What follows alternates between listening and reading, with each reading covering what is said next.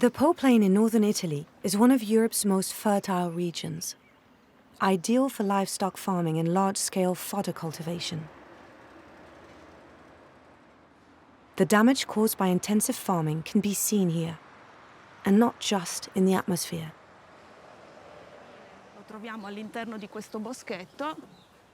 Se vi guardate intorno potete vedere come tutta quest'area è coltivata, in particolare a mais. Abbiamo dell'agricoltura intensiva tutta coltivata a mais. Il fontanile si trova esattamente in quel boschetto.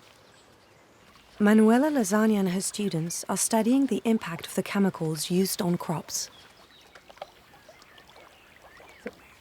Va bene, allora vado a fare la prima misura, poi campioniamo.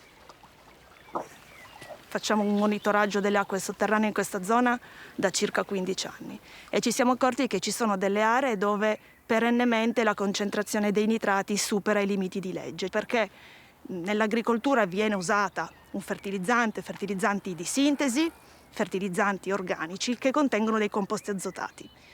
La pianta utilizza questo composto azotato per crescere, ma quando non è in grado di utilizzarlo tutto, quando viene abusata la quantità, quindi si utilizza una quantità troppo elevata o con modalità non idonee, tutte le volte che piove l'acqua di precipitazione prende in carico questa sostanza azotata e la porta attraversando il sottosuolo fino all'acquifero e quindi potrebbe far aumentare la concentrazione di nitrato nelle nostre acque sotterranee. La riempio fino all'orlo? Sì. Questa ci serve per fare la misura dei nitrati, poi ricampioniamo dopo. Il nitrato è pericoloso nelle acque sotterranee perché le acque sotterranee vengono poi utilizzate per diversi usi, in primis per l'uso idropotabile, e l'ingestione di acque con alte concentrazioni di nitrati è dimostrato che può portare delle malattie. C'è una malattia che si chiama baby blue, che si sviluppa soprattutto nei bambini con problemi di trasporto dell'ossigeno nel sangue, ma ci sono anche degli studi recenti che dimostrano come concentrazioni elevate di nitrati, se ingerite, possono provocare malattie ben più gravi. The EU had significantly reduced nitrate levels in fields, but in recent years, these have increased again.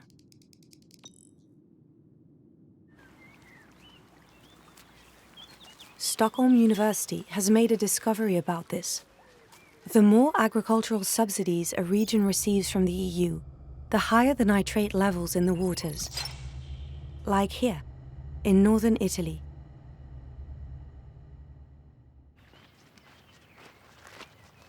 Ora, perché siamo venuti qui a fare questo campionamento?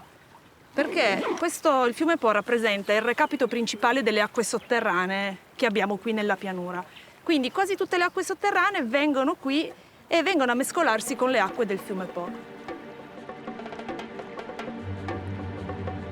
The polluted water of the Po flows into the Adriatic Sea. Rivers have no borders. This is the reason that nitrates are found in almost all of the continent's lakes and even in the seas.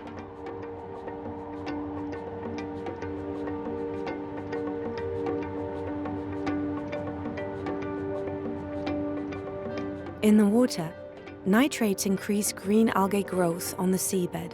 This can even be seen from the sky.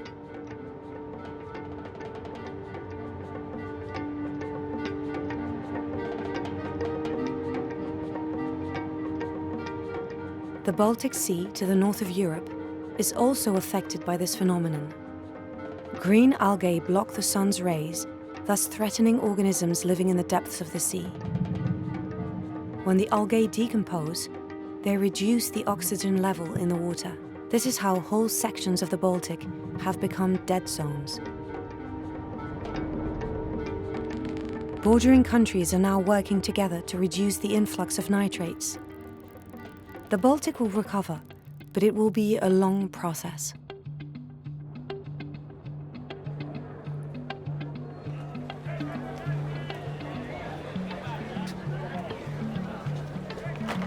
It's no secret. Our health depends upon environment and diet. This is why organic farming came about. It's nothing new. It was already established in Germany in 1920. But since then, Europe's once rich biodiversity has greatly declined. One way of restoring it is to limit the use of pesticides and chemical fertilizers. So organic has become big business. In 20 years, cultivated areas have more than doubled, representing 8% of farmland in Europe. And by 2030, the EU hopes to raise this to 25% with its Green New Deal. As for consumption, Denmark is the European leader, with organic representing 12% of food produce sold. Russia is far short of this, with barely 0.5% of organic food produce pre-war.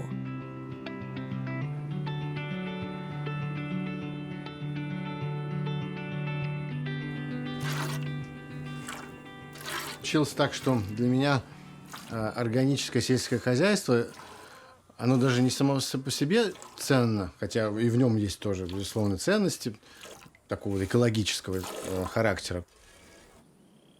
Boris Akimov was still a journalist when he discovered organic farming. It changed his life.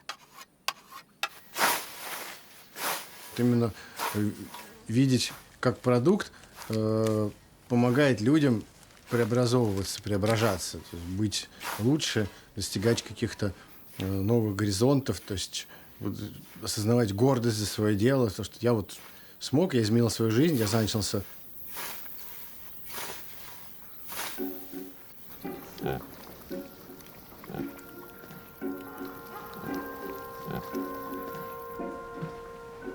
Boris Akimov's story is like that of many converts. Organic is also a personal path in the search for more meaning. Потому что я все равно живу в Москве, там, может быть, продаю их продукты, собираю их вместе, называемся мы все это кооперативом, но как бы, я сам не являюсь, если по-честному, частью этого мира. И как бы меня смущала такая позиция собственная. Вещать, может быть, дальше, но уже быть естественной частью вот этого. Эти люди, и в том числе их вот этот органический подход к ведению сельского хозяйства, он как очень сильно воодушевил, вдохновил меня на то, чтобы изменить образ мышления, образ жизни в деревню из города. Какие-то первые эксперименты такие сельскохозяйственные ставить. Вот, попробовал, завел, я помню, 5 уток. Ну, в общем, через несколько дней уже из 5 4 сдохли. Неудачное было начало. Зато дети хоронили с песнями, молитвами, крестами на этих утят. Торжественное захоронение устроили. Вот, так что первые 2 опыта прошли неудачно с утками, с курами, но как бы уже остановиться было сложно.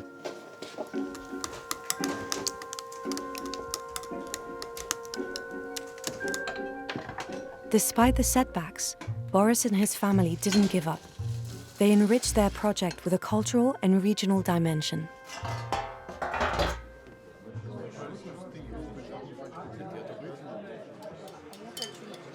Ну, как бы мы все время с ней говорили, что надо все-таки у нас здесь открыть что-то свое. Об этом долго мечтали. То есть мы готовим только из своих продуктов. Это все, что здесь в Бличе есть, приготовлено из тех продуктов, которые мы вырастили здесь на ферме. Ну, или собрали в лесу, там, или сохранили в погребе. То есть все прям супер местное такое. Собственно, сегодня это суп, свекольник холодный, такой по мотивам рецепта, который Софья Андреевна Толстая Льву Николаевичу Толстому готовила в Ясной Поляне, когда он вегетарианцем стал летом. То есть такой летний, без мяса, суп с яйцами, сметаной, горчицей. Такой хороший, вкусный. Will this realization of the need for biodiversity encourage the growth of organic farming in an isolated Russia?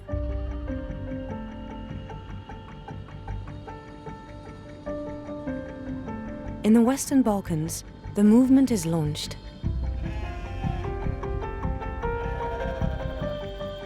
Here, fields are small, fertilizers scarce, and the soil is very fertile.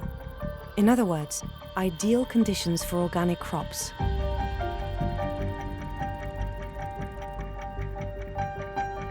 This is what led Havushe Bunyaku to start an organic business in her small village in Kosovo.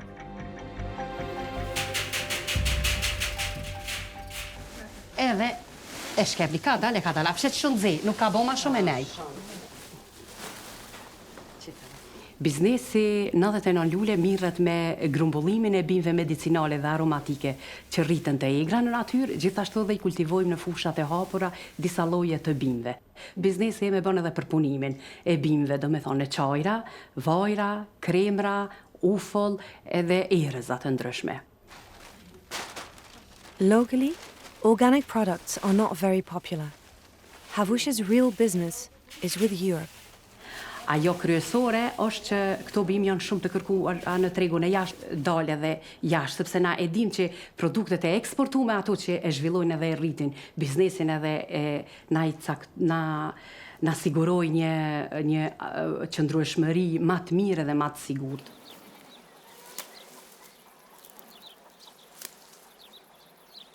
Si gru, pengesat për me zhvillua një biznes janë të shumta dhe pa pas financa nuk zhvillohet asnjë lloj biznesi.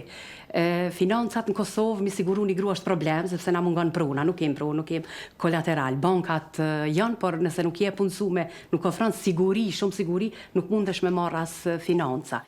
Po megjithato, çdo zhgënjem e ka edhe një fuqi që të vjen mbrapa edhe të ngrit.